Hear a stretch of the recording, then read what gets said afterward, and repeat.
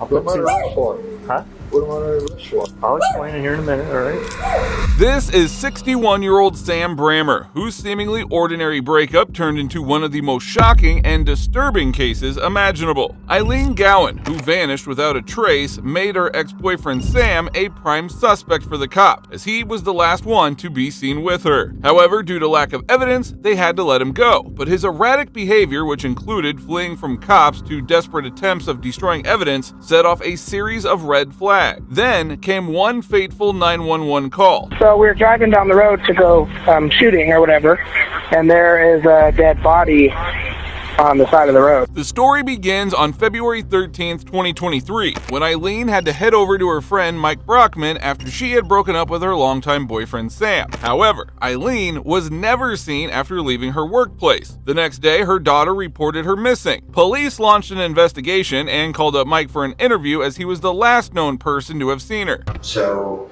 basically, as you know, I talked to you on Monday, or Wednesday, I guess, was the first day I talked to you.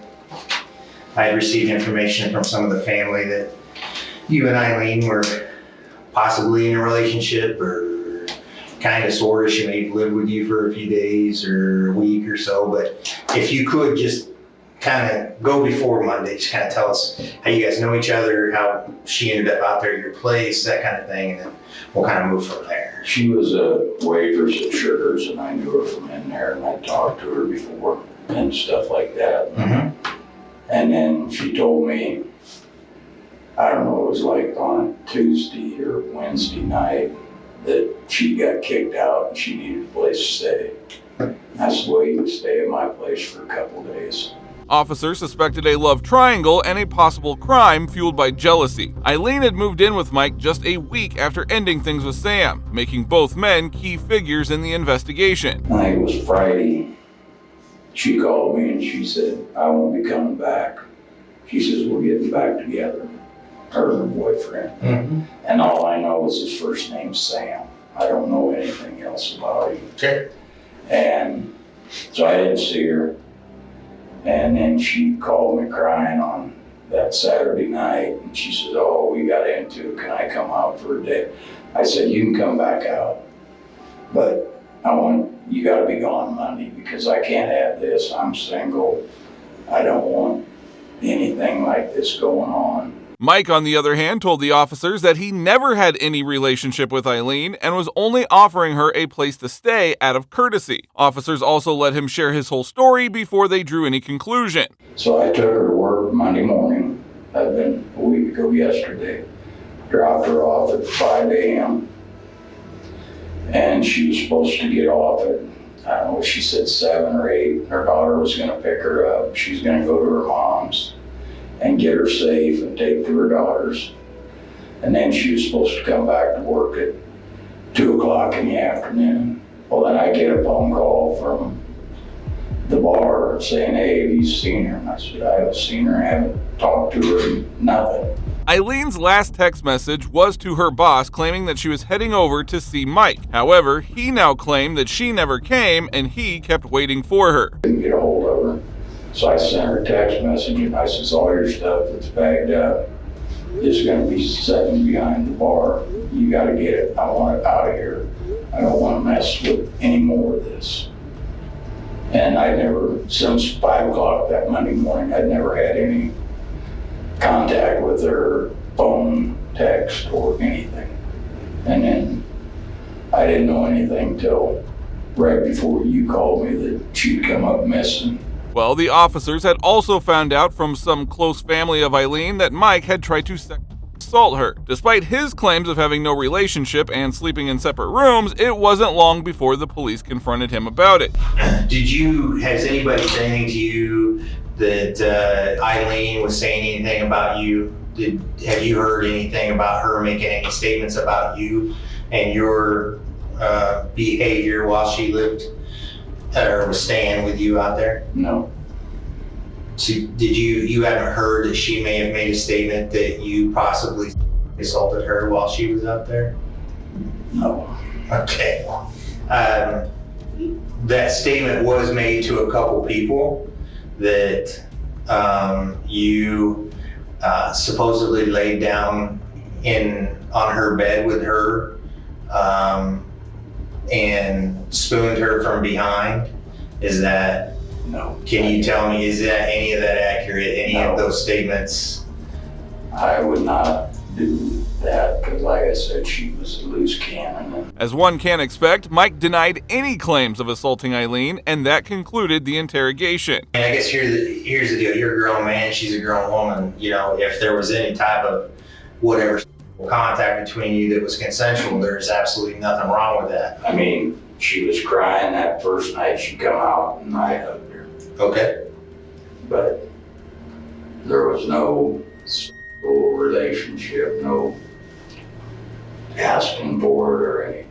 The lack of evidence meant that the officers had to let go of Mike, but now they called in the main suspect, Sam, who had been Eileen's boyfriend for a long time, and... Detective Dyer. Yeah, you get first names, but Yeah, this is Detective Dyer. I'm the sergeant that you talked to on the phone. My name's Ted Roberts. I'm a sergeant. when I got on the phone with you, and you said that I was the last person to see her alive. Oh, I didn't say that. Yep. I didn't say that. Yes, you did. Yeah. Yes, you sure did. I said you were the last person that saw her before she went missing. Sam made a huge blunder straight away, as he claimed that Eileen had died, whereas the officers had never mentioned that to him and were still treating her as a missing person. As you said that, I got the phone. I said, no, I want them to arrest me so I can have a lawyer. Yeah, no. Yeah, I think you misheard me there. I got it recorded. I'll have to go back and listen to it. But yeah, I'm pretty sure that's not what I said. But I mean, basically, we got a crazy deal here where, Eileen is evidently, her family and everything else, she's never done this kind of thing before. She's never just, took off and gone. They all know What she does is she comes to me, and she's moved in with me 4 or 5 times. But usually when she moves in with me, she stays away from home. Yeah, because they said they talk every day. The daughter and her talk every day on the phone or whatever she says. Yeah. If they need something, then they'll get hold of her. Okay. Just like when she got arrested for the DWI, she went to jail, they finally bailed her off. What did they do? They took her and dropped her off at the bar. Officers pressed Sam for details about the day Eileen disappeared. She had last texted him asking for a ride to Mike's home, making him the last known person to have had contact with her. What happened Monday morning with you? She texted me. Okay.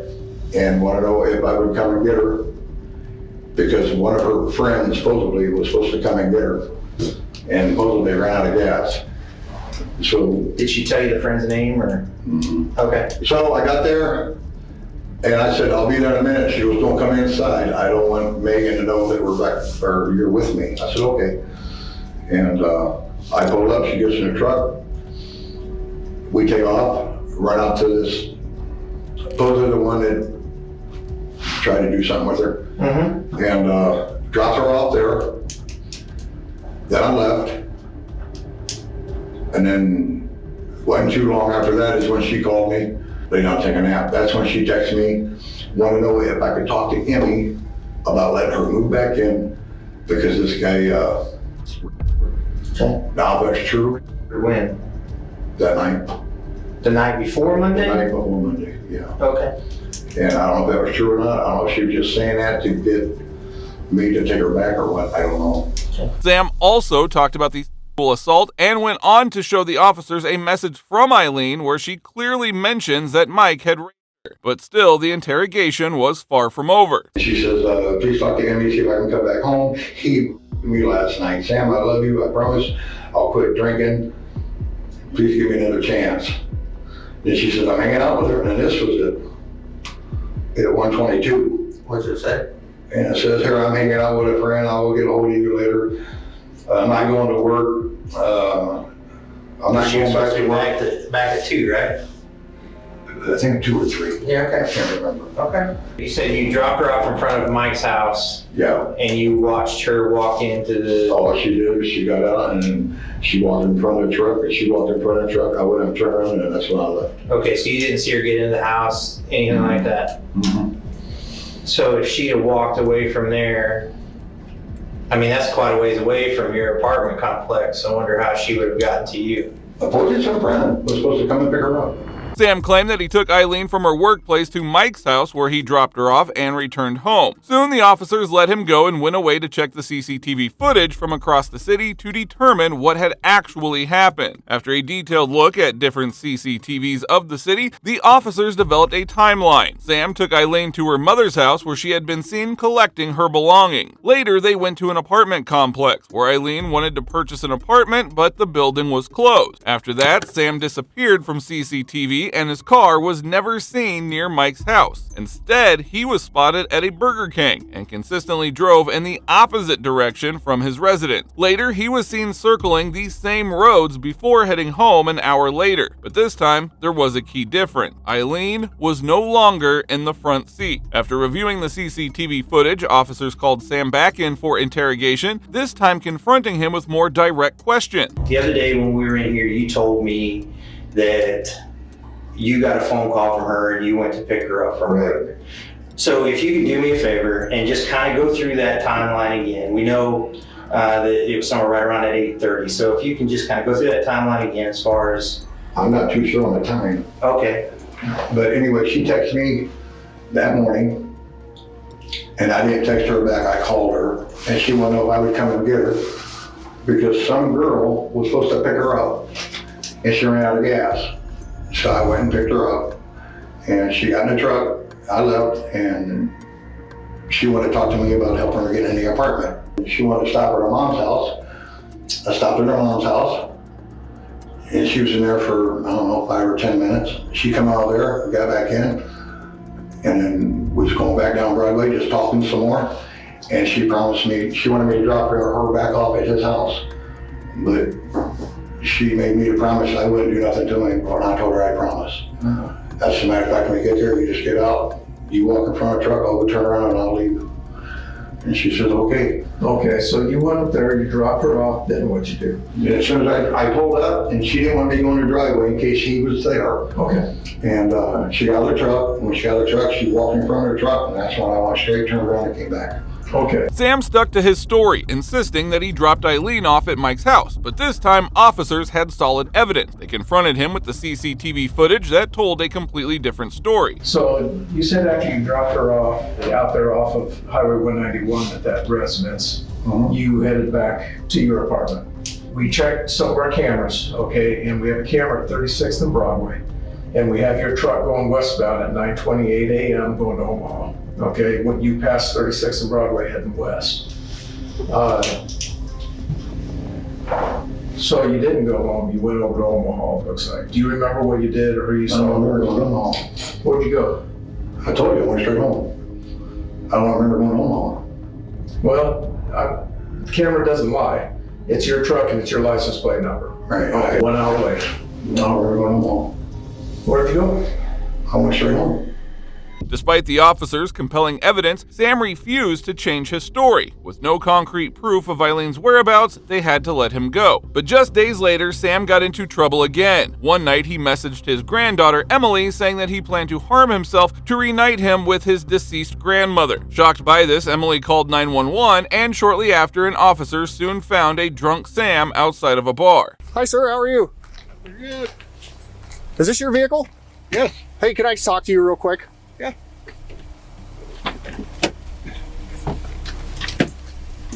Do you have any weapons or anything on you? No. Hey, we were called to check your welfare.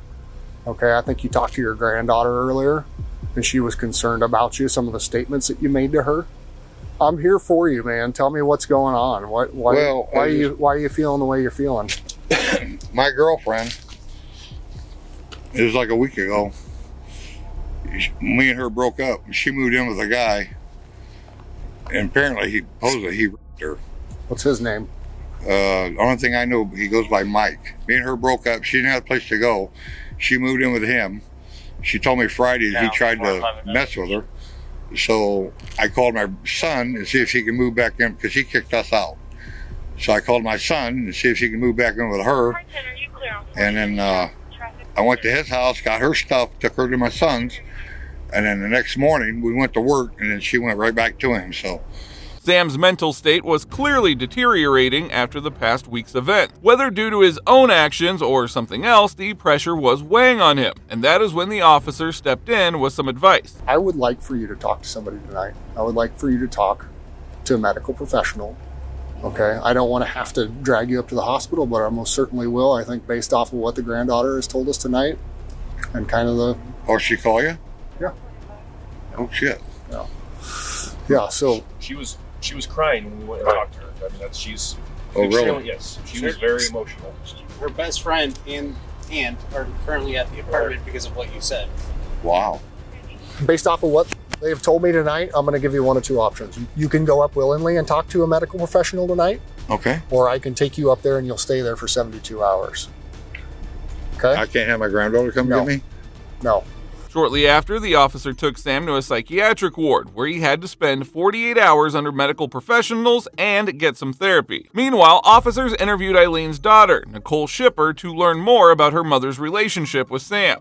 I just want to get as much history as you can tell me or talk to me about when it comes to your mom. What was their relationship like over there? Not a healthy one. Okay. What do you mean by that? He didn't like her drinking. He thought he could change her get her to stop drinking. I told him that he can't because she won't change for her kids. She's not going to change for a man. And he seemed to think that he could change her, so he kept trying with her. But there was things on his part and her part that were not healthy. They both had jealousy issues. He has a very short temper. Mm-hmm. And littlest things will set him off, and it's like ridiculous. When they were good, they were good. Nicole revealed that Sam and her mother had a troubled relationship, often filled with arguments. She even claimed that some of their confrontations had escalated into physical altercations. The week prior to last Monday, what was going on? They were separated. She called me before she went missing and telling me how she don't want to get back with him because she's tired of him throwing her out for little reasons.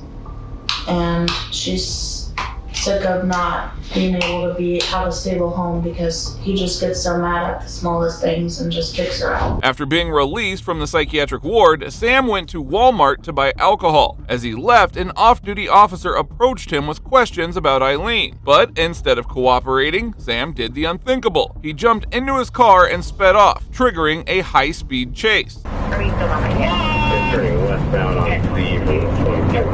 He's now eastbound on A from 28. If that deputy's in the white Tahoe, he can light it up. It's approaching him.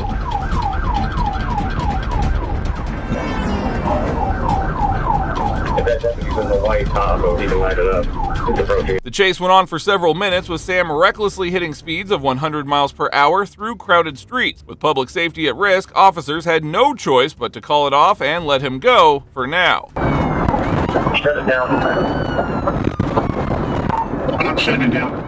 Now wanted for fleeing and eluding, officers searched for Sam but found no trace of him. Surprisingly, the next morning he walked into the police station and turned himself in. However, he was then released the same day after his granddaughter Emily posted his bond. Shortly after his release, Sam did something suspicious that put him back in the spotlight. He drove his truck to a scrapyard and requested it to be completely shredded. He even stayed for over an hour, watching the entire process to ensure that it was destroyed. By this point, Sam was the key suspect, but everything took a decisive turn when a chilling 911 call came in, one that would finally expose the truth.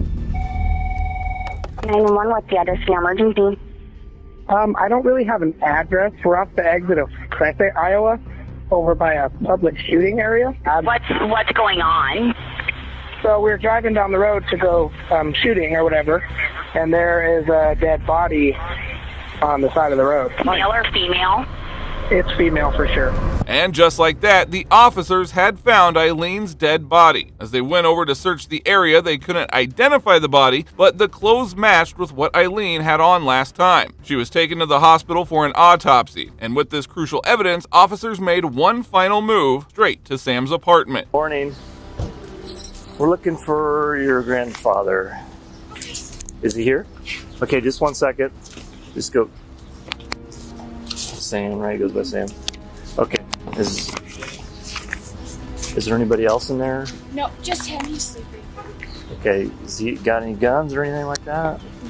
Okay. Well, he's got a warrant, so we need to talk to him. Just let that officer in. I'll be right there.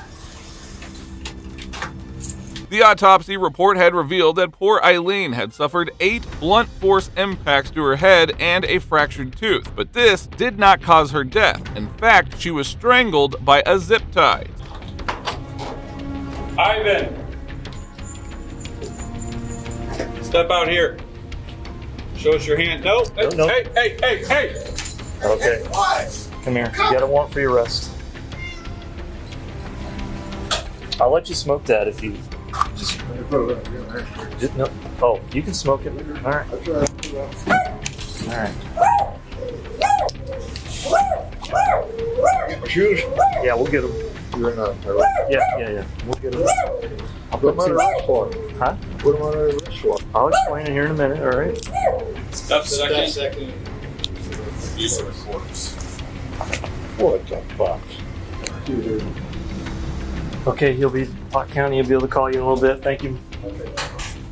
Sam was finally arrested for the murder of Eileen Gowan, and his case went to court. His trial moved quickly, and the jury unanimously found him guilty. He was eventually sentenced to 65 years in prison. If you thought this case was shocking, wait until you see how this wife murdered her husband, all for his $37 million inheritance.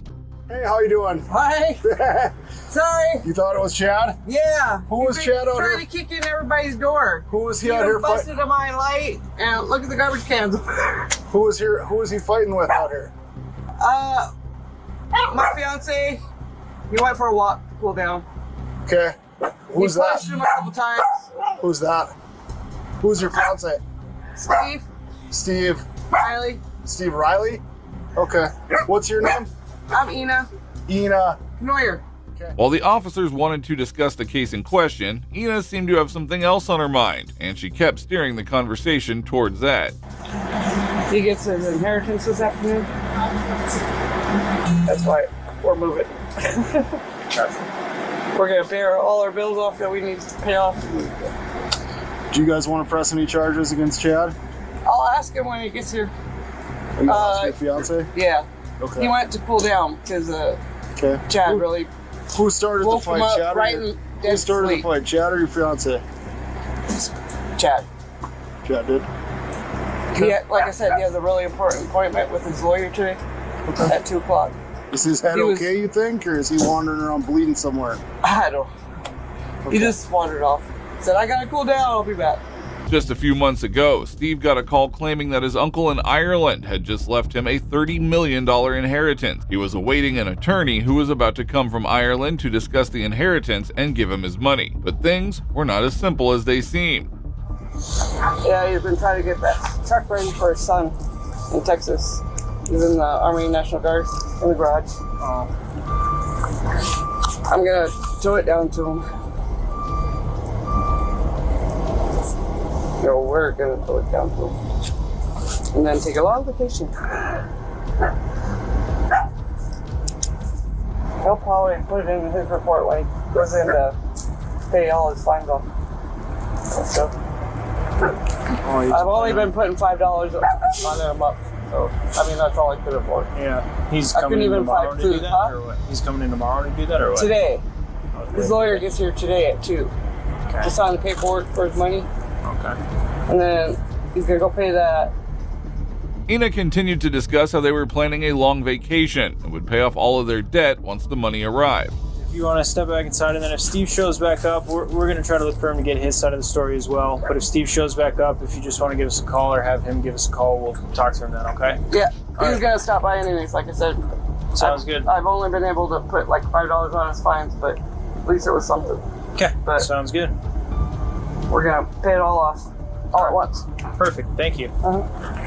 The next day, Steve went to the airport with his friends, Billy and Wes, to meet the lawyer Richard, but Richard never showed up. However, at the airport, Steve's condition worsened, and he developed a high fever. His friends rushed him home, where Ina tried to cool him down with cold towels, but nothing seemed to help.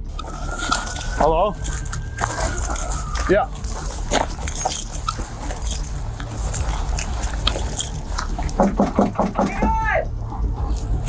It's Officer Sullivan, Minot PD. Yeah, hang on. Gotta make that. Cool. Go.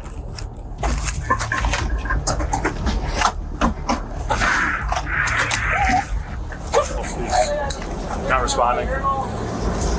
He's on the crack of the bed right there. She tried to sit him up and fell off the bed. The very next day, Steve was transported to a hospital, and as the officers arrived at the residence, Enid claimed that he had heat stroke, as he had spent the entire morning in his garage working on his truck before going to the airport. She also said he had consumed an entire crate of beer while working. Edward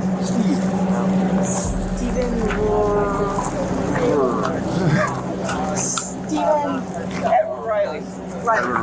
Yeah. As soon as I find my wallet, I'll. Unfortunately, Steve's condition kept worsening and he passed away in the hospital. There was no alcohol found in his blood, and the very next day, the officers came back to his residence to investigate the case. That is when they found his close friend, Billy, who had a shocking revelation to make. You just keep her from not selling all his stuff, I think it'll be fine. Was it her husband? They're not married. Well, we can't babysit what she does, though. Right. Well, I mean, me and Steve, we're partners in all of this. The motor's mine, the truck's his. Yeah. And I don't want her to sell it because we think she poisoned him. Yeah. I'm almost sure she poisoned him. So what's your plan right now? We're making sure nothing goes. I found out a little while ago that he died. He's dead. Yeah. Steve's dead. Okay, when's the son supposed to get here? He's not dead. I told you. Stop! He's not. He's dead. I just killed his son. And he was poisoned.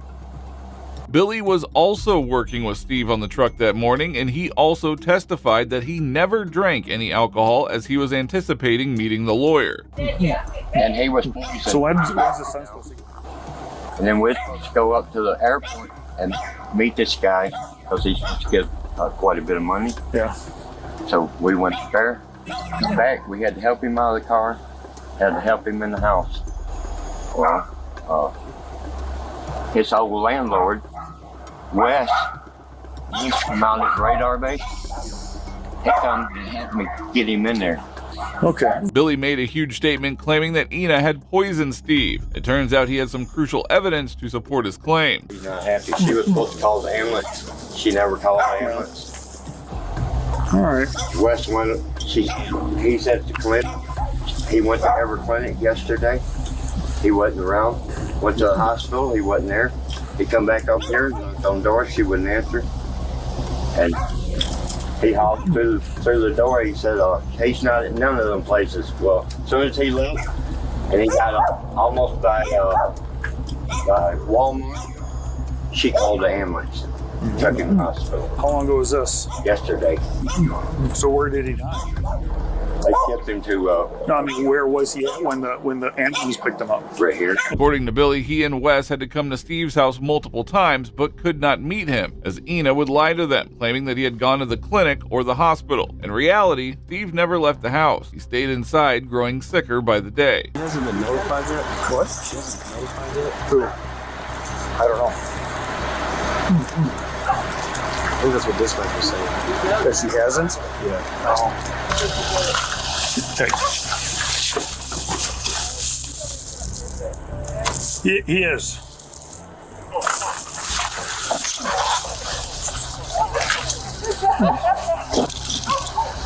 I thought everybody knew. Sorry. Don't tell me anything.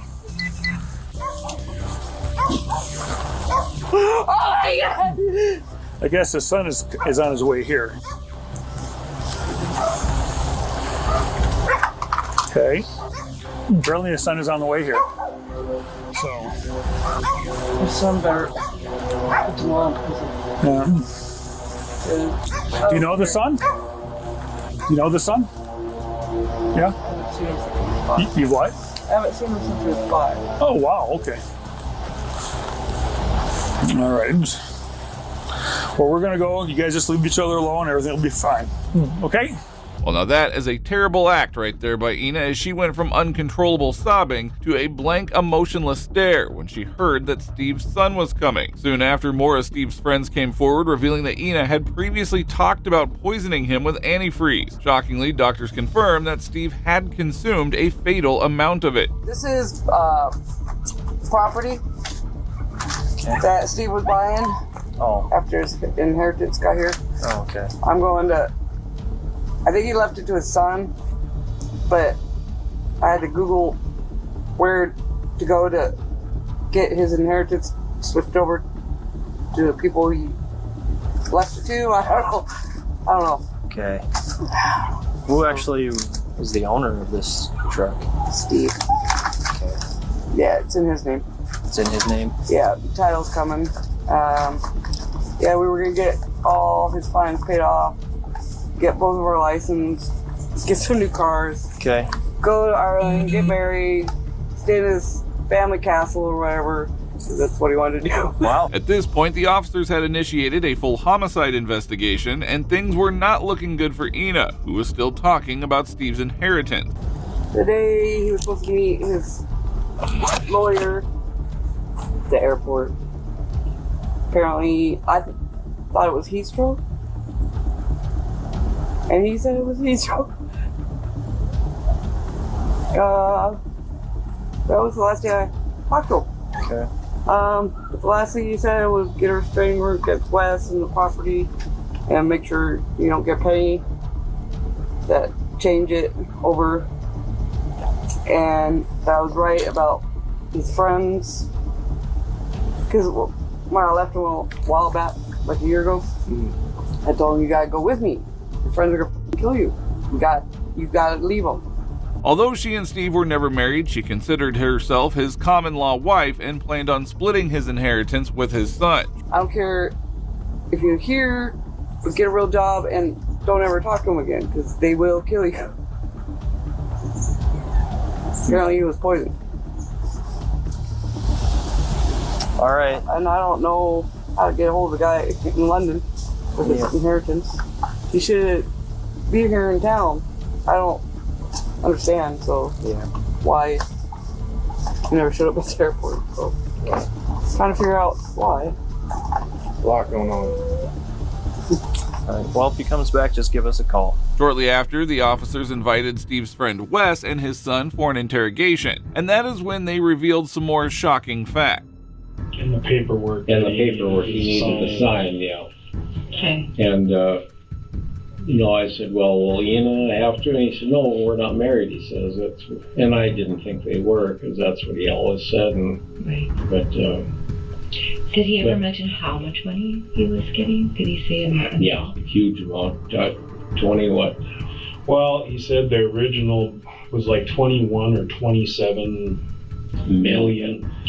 But he said it had just sat in his account, so it had accumulated interest is what he... For years it sat without adding the interest in. Then he came up with a new number. It went up by 3, 4, 5 million maybe. No, it's either Link or Billy told me that when this first realized that she might be doing something, his phone disappeared. Okay. And Steve did lose things occasionally, but his phone disappeared and he didn't find it for a long time. They must have got a different burner phone or whatever you call them. Yeah. Well, anyhow, I think there were probably 3 phones in the house that night when I took them back from the airport. From the airport, yeah. Wes emphasized how Ina had been controlling and manipulating Steve ever since he learned about the inheritance. When detectives asked about the airport visit, Steve's friends confirmed that he was not drunk. He'd be sitting there and, I told him, just sip some water, Steve. Okay. And he kept saying, God, I feel like I'm drunk on it. He said, I haven't drank anything all day. But she told me not too long ago that she's worked in the medical field for either 32 or 34 years. Well, when Steve got sick up at the airport. Okay. And So recently? yeah, the day he died, or the next day he died. Okay. And she said, well, I know what I'm doing. I worked as a nurse for 32 or 34 years, and I started adding, you know, to be a nurse, you got to be 4, 5, 6 years college at 20. So, and then you add 34 on to 26, which makes her older than she was, and she hasn't worked for a long time, so she wasn't telling the truth. By now, the motive behind Steve's murder and Ina's plan were becoming clear. As the interrogation continued, Wes kept exposing her. Knocked, and she didn't say anything right away. Then I knocked again. And, who is it? And I said, well, it's Wes, and she knew it. You know. She saw you. Yeah. And I said, is Steve there? No, he's at the walk-in clinic. Same thing again. And I said, Ina, I've been to the walk-in clinics. I've been to the hospital. He's not there. Where is he? And then she locked the door. Steve's friend Billy also claimed that he had planned to leave Ina when he received the inheritance. Did Steve ever talk about leaving Ina? All the time. Every day. Every day. Do you think she knew about that? She did. Okay. Oh, yeah. Eventually, the officers went over to search the residence, where they discovered antifreeze laying around the house, along with a cup in the garage containing the green liquid. With enough evidence in hand, detectives finally brought Ina in for interrogation. The lawyer would not contact me back, personally. That I'm his girlfriend, wife type thing. Yep. And he would like to contact you. Is there a way to contact you? You know, through legal means, like inheritance lawyer or something here. Okay. But he never, all of a sudden the email disappeared. Like it didn't exist. The address? Okay. Mm-hmm. It did turn out that the inheritance he was about to get was a scam, and someone was only trying to get money from him in some manner. So it is incredibly sad how you would think that this woman murdered her boyfriend for some money that never even existed.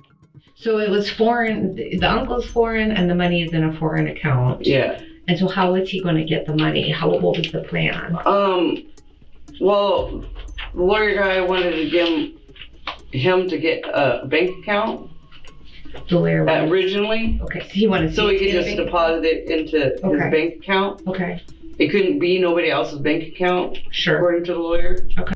He finally realized it was a joke on him, or you know, it wasn't real. Do you Maybe think the money's real? I hope for Steve's sake it was,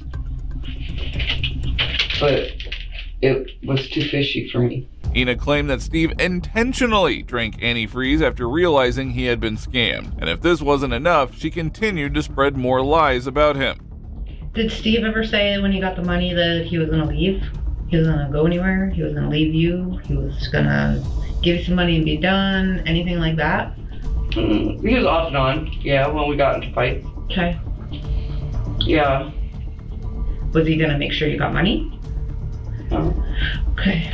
Because I kept telling him I don't want it. Like I said, I would have given it to his ex-wives because they deserve it way more than I did. Okay. Because they were actually married. So he consumed almost a case of beer in... No, he can drink more than that. I've seen him drink a couple cases. But on that day... Yeah, it was a case of beer. From probably 6 or 7 in the morning until 2 in the afternoon, so 5 to 6 hours? Does that sound right? Probably. Okay. Did you drink anything else? Just a glass of water that I brought him, and his tea. I made iced tea because he begged for iced tea. The line claimed that Steve had drunk over 24 beers that morning, but there was no alcohol found in his blood. Officers began connecting the dots, suspecting that she had mixed antifreeze into his iced tea. It was maybe heat stroke, but Steve said that he thinks he might have accidentally drank some kind of fluid from the garage while working on a car. So I just have a lot of concerns here, okay, and I'm just gonna be honest with you. You told the paramedics when they were there that morning or afternoon that he had been drinking till 5 in the morning, that he had been consuming alcohol. That's on body cam. Okay, you said he was drinking all day the day before and that he drank his last drink at 5 a.m. Okay, and now you're telling me that's not what you say on this video, okay? I want to see this video. Okay, well, I'm not gonna show you the body cam. I'm just telling you that that's what's on there. The female detective decided it was enough lies for the day. She confronted Ina more aggressively and direct, quickly sending the suspect into a furious rage. Steve didn't want to see Wes anymore. Okay, but Steve wasn't at the walk-in clinic. He was at the hospital. He wasn't at the hospital. He wasn't anywhere yet. Because it's been verified. He wasn't when Wes was there, okay? He just left with the ambulance when Wes showed up there. That's not what's been reported to us. Wes was there prior to. Yeah, the timestamps prove that. I want a lawyer. Okay, that's fine. Am I being arrested? Nope, you're not being arrested. We're just talking. So, but if you want a lawyer, we can stop talking right now. That's fine. But I'm telling you the God honest truth. Okay. I don't know what happened. I wasn't there. I wish I was there. I wish I was with him every second of the day that day. I wish I watched every single, but I'm not his goddamn mom. You asked for a lawyer, Ina, so we're just gonna end this now. Okay, I'm not gonna talk anymore. Ina's sudden burst of anger and loss of temper indicated how she had felt over the last few days. She had just murdered her boyfriend only to find that the $30 million was a mere online scam. She called for an attorney and soon left the police station. All right. You guys are so unbelievable.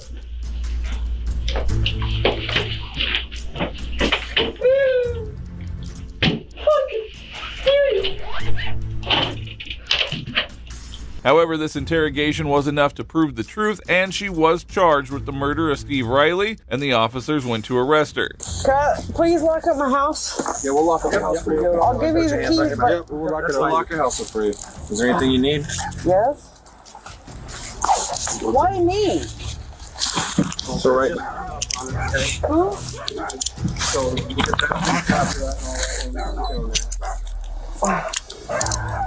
When the detectives came and talked to me. Okay, so it normally doesn't lock though. Like normally it does lock. But since then it hasn't locked. So, is there anything you need from the house? Purse? Just don't Never been arrested before like this. I've never done anything. Moving on, we have a bizarre case of a college student who couldn't control his anger and did the unthinkable. This is 20-year-old Isaac Pence, who was invited to the birthday party of his girlfriend's brother, who had over 20 college people trying to have a good time. Little did anyone know that this would escalate into a whole murder scene, with Isaac running away from everyone. He died at Grant this morning and you're facing murder charges. I didn't know that. He did, because you didn't stab him twice. You stabbed him multiple times. On April 26, 2023, college student Dalton Flagg was celebrating his birthday party at a vacation cabin in the middle of the woods in Ohio. After a long night of partying, during which everyone had a lot to drink, about 3 a.m. a fight broke out between an individual and Isaac. Suddenly, Isaac threw a punch at one of the guys, and that is when they pushed him away towards his car. As they went over to his car, Isaac took out his knife and brutally stabbed Charles Starner 6 times. Seeing the situation getting out of hand, Isaac immediately drove off in his car with his girlfriend Sabra. Charles's friends tried to stop his bleeding and immediately called for an ambulance. He was taken to the hospital, and shortly after, the cops arrived on the scene. Slide him over so I can move my car. That is Detective Sumner right there. She's going to start asking questions. Nice to meet you. Top of the morning. Yeah, great night. Who saw what happened? I saw everything that happened. Why don't you please stand over here? You saw what happened too? Stay separate, but stand over here. Hannah and James stepped forward, both drenched in blood. It was clear they had tried to save Charles's life, applying pressure to his wound. Moments later, the officer began a quick interrogation of Hannah. All right, tell me what you saw, what happened, what led up to all these events.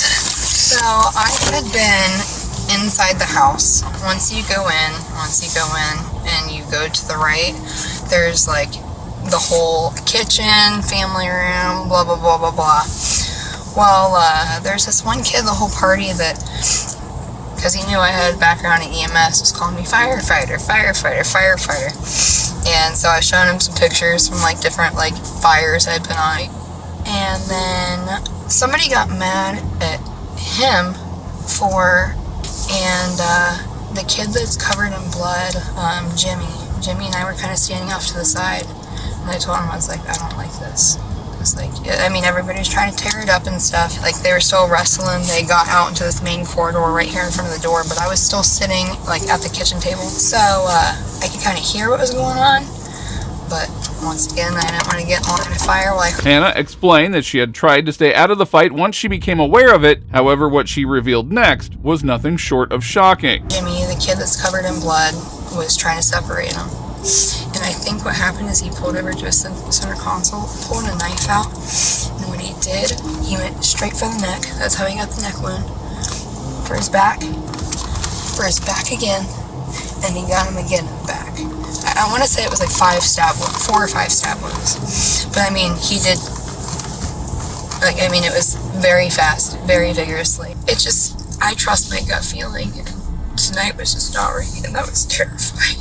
I understand. It was just an absolute show, and I came out onto the porch to make sure, like, I was honestly kind of scared I was going to get shot, because they had said, you know, there might be a gun, but I wanted to be here in case somebody got hurt. Hannah's account clearly exposed the nature of the crime. It was obvious this wasn't self-defense, but a calculated, cold-blooded attempt to commit murder. Yeah, they were fighting on this side. Okay. And then what happened? That guy, I think his name's Isaac, he got up, came over to his car, which was right where the... Got up, so he got knocked down? I don't know. I was standing on the porch at that time. He was over here on the porch? Yeah. Okay. Do you know he had a knife at that point, you think? No, nobody knew. Okay. And then after that, I just kept my arm around Charlie to hold pressure on all of his wounds, and then that's why there's blood from this side of the Forerunner over, because after I drug him there, that's where I sat the whole time until you guys got here. The officers now clearly understood the crime, but knew nothing about the suspect, as neither Hannah nor James recognized him. That is when they decided to interrogate Dalton. So walk me through, how long have you guys been here? We've been here the whole weekend. We got here Friday, like 4 p.m. I think it was. And literally, like, all these people, I was making sure everybody had like safe rides home. I didn't want people driving. Like, if you're driving, like, there's plenty of room to stay. Everybody can stay. And I was making sure everyone was leaving. And Isaac Pence, the one that he was belligerent. And I said, dude, I was like, you have a safe ride to go home. Just leave. There's no, like, there's no reason for anything. You're like, everybody's going home. Half the people are sleeping, trying to go to bed. Like, I was in the when this all like went down, I was telling everybody to get him out. Like, just get him out of here. Tell him to leave. Get him out of here. Him. When you're saying that they were holding pressure on him, Chuck, the one that got stabbed. Charlie, Star, Hannah, and Jimmy, they were holding pressure on him after, like, they were like, he stabbed him, and like, Isaac hopped in the car after, like, immediately and sped off. As the detective kept asking, Dalton revealed some shocking truths about Isaac that would further paint a bad picture of him. Who was Isaac with? Who did he sleep with? My sister, Saberfly. Isaac's had issues in the past. He's put his hands on my sister, and he's just literally went to jail 3 months ago for putting his hands on my mom. It turned out Isaac had a history of being abusive, and he even went to jail for assaulting his girlfriend's mother. The officers wasted no time and interviewed Sabra's mom the next morning, uncovering more troubling details. We just need a statement from you about what happened last night. I know. I was supposed to be at work at 6 o'clock this morning. I was woke up at 3 a.m. by my daughter calling me on the phone. She was hard to understand. I could tell she was intoxicated, and she was very hard for me to understand what she was saying. I knew there was a fight. She said a fight was breaking out. She said I've lost my I don't have my glasses. I don't have my purse. I don't have a shoe. I was trampled on.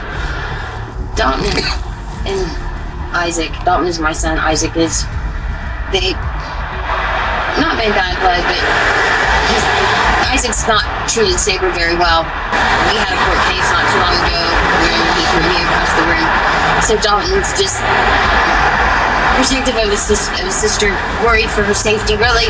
Isaac is truly a man who can get out of control when he is angered, and there was every reason to believe that he Charles that night. Later, he stopped off at a friend's house shortly after leaving the party. What she told you on the phone. Yeah, and then I said, Saber, where are you going right now? Where are you? She said she first told me they were at Isaac's house. I said, Saber, okay. But I could hear this in the background. I could hear Isaac talking to somebody, and she was still sitting in the car. And I said, if you're at your house, if you guys are at your house, why are you still sitting in the car? She was like, well, I don't know where we are. I said, Saber, ask Isaac where you are. So she asked Isaac where they were. Isaac said, it's okay, I stopped at a buddy's house. And I said, okay. But then they left there and came to the room.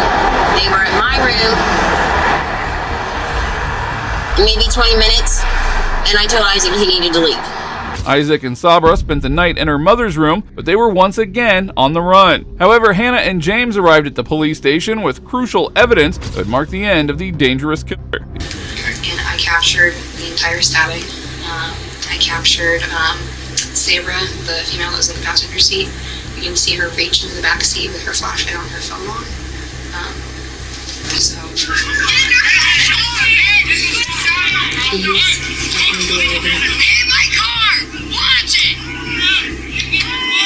There's Sabra grabbing the stuff in her back.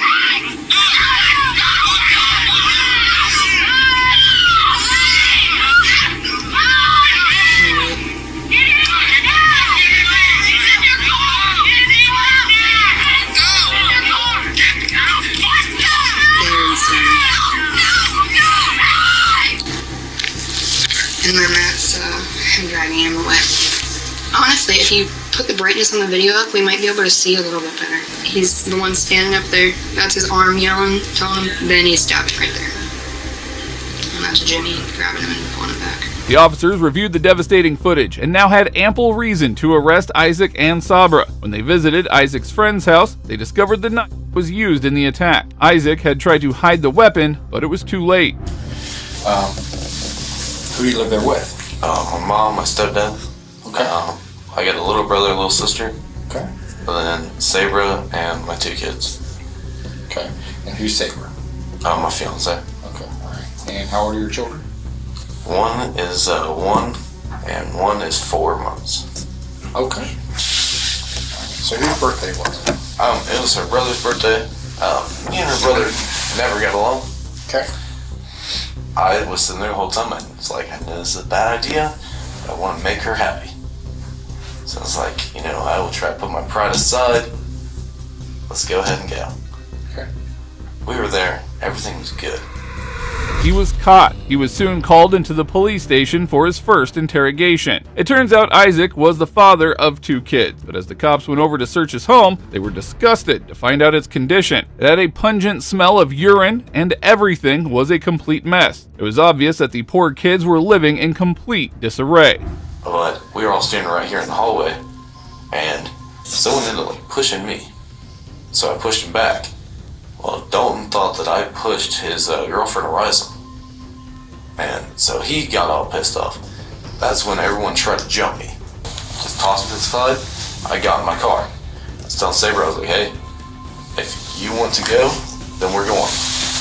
Well, they came and they got in the passenger car, and they took her sunglasses, her actual glasses, and her purse out, trying to keep her to just stay there.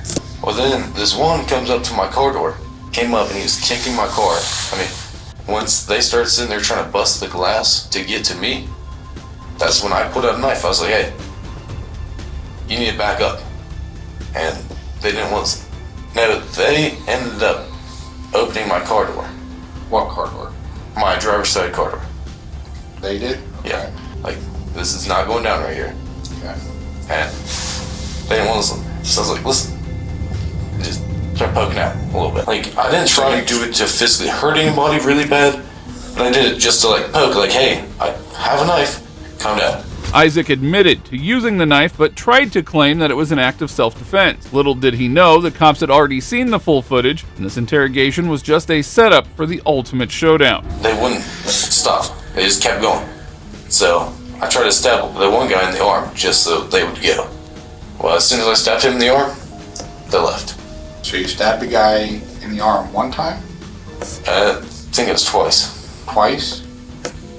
Sure sure it wasn't more than that? I don't think so. Okay. The knife. What's its location? Where is it? It should still be in my car. Should be in the car.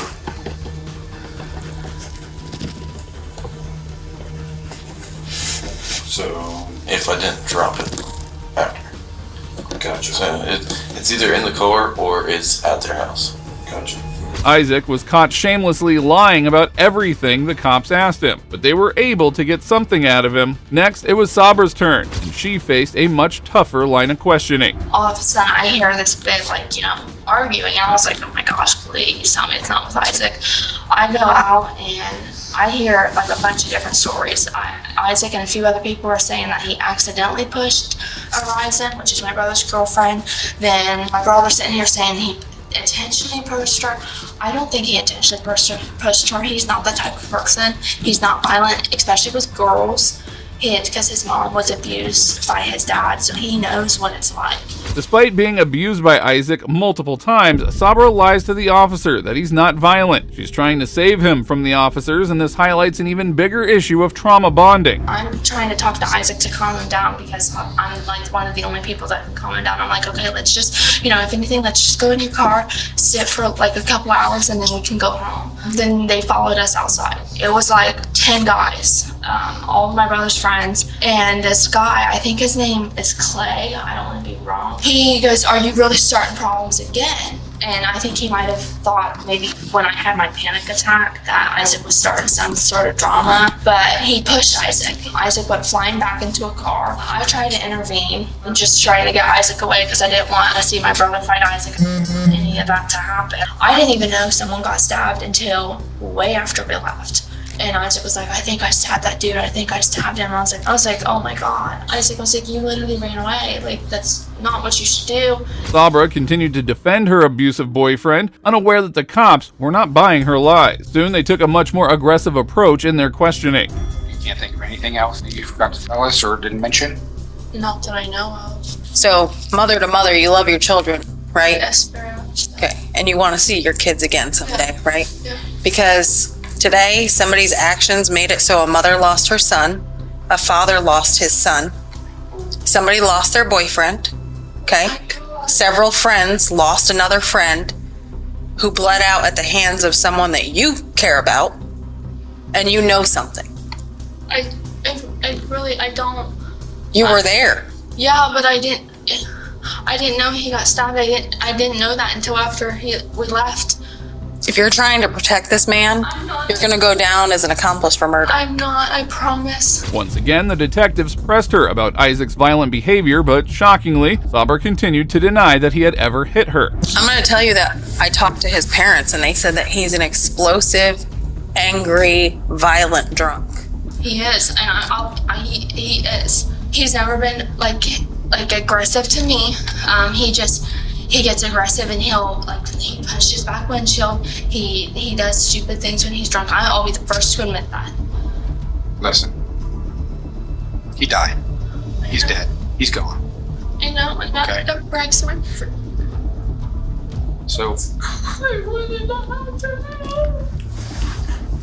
your honesty today is imperative about what happened.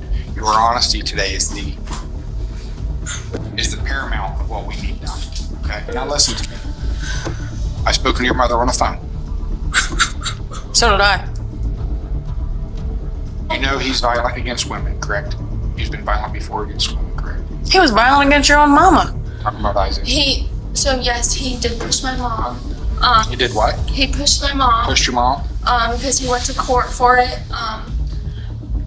She punched him first, and then he pushed her. So I will say that yes, but he has never laid a hand on me. He's never done anything like that. You told me earlier that you would never do that to a woman, correct? I totally forgot about my mom. I'm so sorry. The detective also informed her that her children would be taken away due to the deplorable conditions that they were living in. Living conditions that your children are in are a crime. A deplorable, sickening crime. I'm 35 years old and I could barely breathe in that house. There's dog feces everywhere. The ammonia in that house is horrible. We've made a referral to have your children emergency room. I'm gonna tell you that. I'm gonna tell you. You know how I know you're full of shit? You went to your mom's, you went to Justin's, all before you went back to the house. I talked to your mom. I did go to my mom's. I totally forgot. I am so sorry. Are you forgetting because you were drunk? Or are you forgetting because you were high? No. Forgetting because she doesn't want to tell us the truth. The detectives thoroughly questioned her, but she continued lying throughout the interview. Finally, Isaac was brought in for one last interrogation, and you will be stunned at how quickly the detective had him cornered. So, I'm going to tell you, the only thing you have left in this world is your integrity. You know what integrity is? Yeah, your honesty. And I'm going to tell you that I have found about 40 loopholes already in your story. And I know the truth. I'm not going to ask you a question I already don't have the answer to. Okay, that would make me a horrible detective. Been here since 3:30 this morning. The last thing I want is your bullshit. Okay? I am giving you honesty, and I'm giving you the opportunity to come clean. Okay? If I go to the prosecutor and say he gave me a line of crap, you know what they're going to do? They're going to throw the book at you come court time. If I go to the prosecutor and I say, hey, this is a guy who made mistakes, because we all make mistakes. We do it every single day. I'm not a perfect person. Dave's not a perfect person. We've done and seen some fucked up things, okay? What you did last night is fucked up. You killed somebody. What? He's dead. And I died. Yeah, he died at 8:31 this morning. The world lost a father. He leaves behind a 9.5-month-old son named Jet, okay? The female detective proved to be one of the best in the business, completely wiping the floor with Isaac. Her words struck a chord and his demeanor began to change. It was clear that it wouldn't be long before he started telling the truth. He died at Grant this morning and you're facing murder charges. I didn't know that. He did, because you didn't stab him twice. You stabbed him multiple times. Way more than twice. And I've interviewed probably 15 or 16 people today that have painted a pretty gruesome picture involving you. This is your chance to be honest about it. I was just trying to get them to stop. You get one shot at this, and one shot only. I've talked to your mom. I know you are a very violent, explosive person. I know you drink almost every weekend. You left her in the care and custody of your 2 children, Draco and Waylon, who are 13 months and 4 months old. I've been inside your bedroom. I've been inside your car. I've had a very deep conversation with your girlfriend's mother, and everyone that was at that cabin.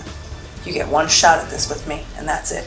The detective was determined to get a confession and wouldn't settle for anything less. She had successfully gotten into Isaac's head, and things were looking grim for him. So you drank a lot of alcohol, knowing that you have an explosive personality when you're drunk, okay? Was there some jealousy issues at this party last night? Yeah, a little bit. What happened? Well, it's just her brother's friend, well, her friend and her brother's friend, Trey. I've always not liked him because she sits there and says always like a brother, but then she got mad at me one time and said, oh, well, Trey's so hot, I'll just go f*** him. So that's where I don't really trust him anymore. And so when he came, that's kind of where I got jealous. Sabra is talking to Trey, right? Where are they together? Oh, they're in the hot tub. Okay. And she starts having a panic attack. Yeah. Because why? She thought I was gonna be mad. Here is more proof of why Sabra immediately feared Isaac's reaction. He is a dangerous abuser who has had multiple episodes of hitting her. And when you get in your car, what happens? That's where I think I grabbed a knife. Yeah, he was pulling on the door, I think. I'll tell you that I have a footprint that tells me they were trying to close it. Do you remember any of that? Okay, and where's Sabra? She was still sitting in the car. I mean, hey, you went home and took a nap. Like, it was just another day in the park for you. I was too drunk, I didn't really remember it when I got home. But not too drunk to drive. Not too drunk to dispose of the murder weapon. Not too drunk to try and cover up your tracks. You grabbed Charlie by the neck, and you didn't stab Charlie 2 times. You stabbed Charlie 6 times. The side of his neck, right here on his face, twice in his side, once in his back, and somewhere in between his head and his neck. And you left. You left Charlie to lay there and bleed out on the ground. Finally, the detective told Isaac he was heading to prison, as he had been found guilty, and the look of fear on Isaac's face was truly priceless. And you know what? His kid isn't the only one left without a dad. Because Draco and Waylon aren't going to have their dad either. They're not going to have their mom either. She went to jail today. What's she gonna do? Complicity to murder. Because she knew and she didn't do anything about it. And I turned your kids over to the state earlier this afternoon because the living conditions in that house are deplorable as well. Isaac, you're gonna stand up, put your hands behind your back. At this time, you're under arrest for murder. Well, that brings us to the end of this video. Today we uncovered some of the most chilling and heartbreaking cases imaginable. Fortunately, in the end, justice prevailed, and all of these sick killers were taken to the cleaners and sent to prison. Thank you for watching, and please support the channel by subscribing, leaving a like and comment if you want more videos like this. Also, if you enjoyed this video, check out the other video where we show these dumb cops getting owned by these lawyers. When he said, "Stop talking and just sue me." Okay, Chief, here we go. These are your lawsuits. Good job, CJ.